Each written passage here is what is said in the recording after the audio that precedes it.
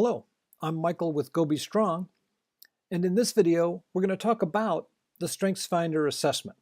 I wish I'd had somebody kind of give me some pointers before I took it, and I want to try to rectify that and do that for you. The key idea here is that the value comes from knowing our true selves. So the key thing is to answer honestly and discover your strengths. All right, let's get started. First of all, I want you to know a little bit about what it looks like. All of the questions are formatted like this. There's two phrases, one on the left, one on the right, and they are usually somewhat opposed. So for instance, in this example, it says, I rely on experts to help me find the right answers. The other one is, answers and issues naturally emerge for me to see. So the question here is, to what degree do you rely on experts, or do you rely on yourself?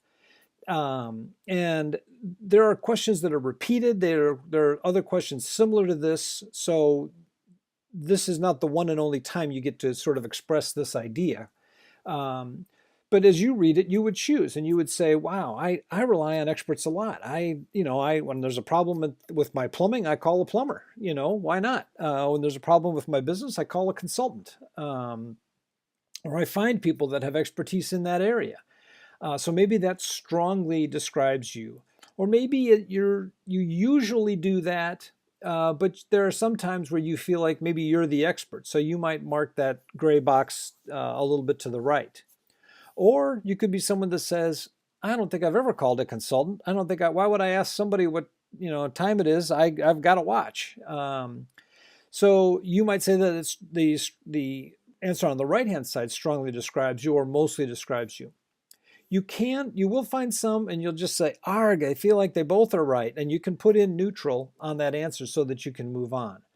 But I'll caution you that too many neutrals will just sort of neutralize the whole assessment and you won't get much of an answer back. So I urge you to look at them, which one resonates with you, pick it. And then, when I went through it, I said, I feel like this one. And then for me, it was a question of, is it strong or usually that it describes me? Now, let me tell you a story that's a little bit apocryphal. It's the story of a VP of Strategic Communications. And he did not have strategic in his top 5. He also did not have communication in his top 5. And this bothered him because he was the VP of Strategic Communications.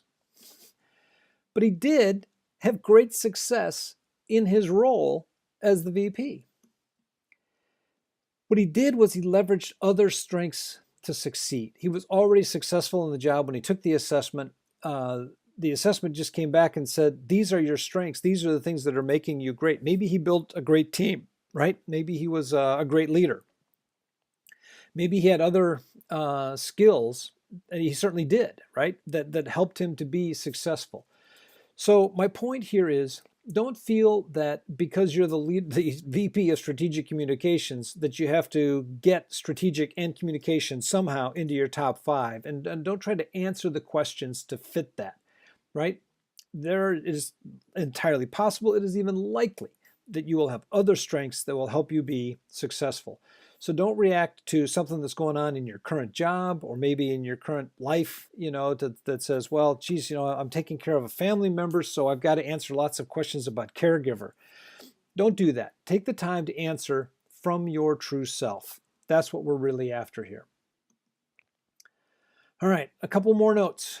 There are 177 questions on there, and most people finish in 30 to 45 minutes as you go through.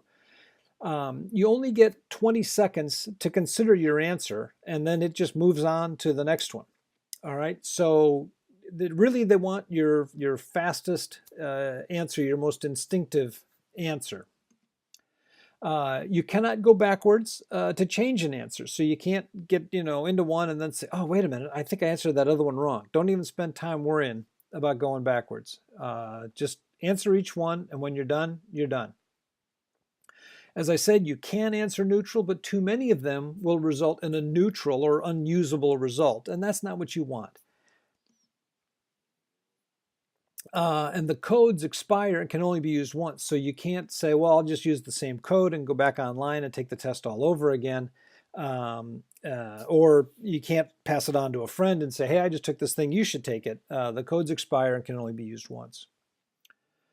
All right, a couple more notes. Remember, there are no weaknesses. Everything that you do here, whatever you answer, is going to result in strengths. You're going to find out at least your top 5, maybe all 34, and you're going to get great insights into who you are. So answer honestly and discover those true strengths. The results are between you and me. No one else will see them until you choose to share them. Okay, so you don't have to worry about privacy. And over 20 million people around the world have taken this assessment. So congratulations on joining that group. All right, next up, take the assessment. You'll go online to the link that's provided and you'll use a code that's provided. You'll go in and create an account, and the account stays forever, so you can even come back to it years later and look up your strengths. You may have already taken the assessment, and you may already have strengths. You can take it again with the code that I'm providing, but your results should be very, very closely aligned. You get the results back within minutes, and what you get is a list of your top 5 or your full 34, depending on which code you get. You also get several reports to help you understand your strengths, and an ebook of the StrengthsFinder 2.0, which has descriptions of all 34 signature themes. All right, so the assessment is easy, but allow 45 minutes of peace and quiet to do it. Be true to you, answer honestly, and there are no bad answers. Everything results in strengths. All right, so after you take the assessment, then we'll come back and we're going to start to understand your strengths profile and start to understand what those strengths are, and then we'll start to build on those talents and strengths to make them even more powerful so that you can find even more success. We'll be moving into section 2 of the program at that point. All right, it's worth considering what will happen when we think about what is right with people rather than fixating on what is wrong with them. I'll see you in the next video. Go be strong.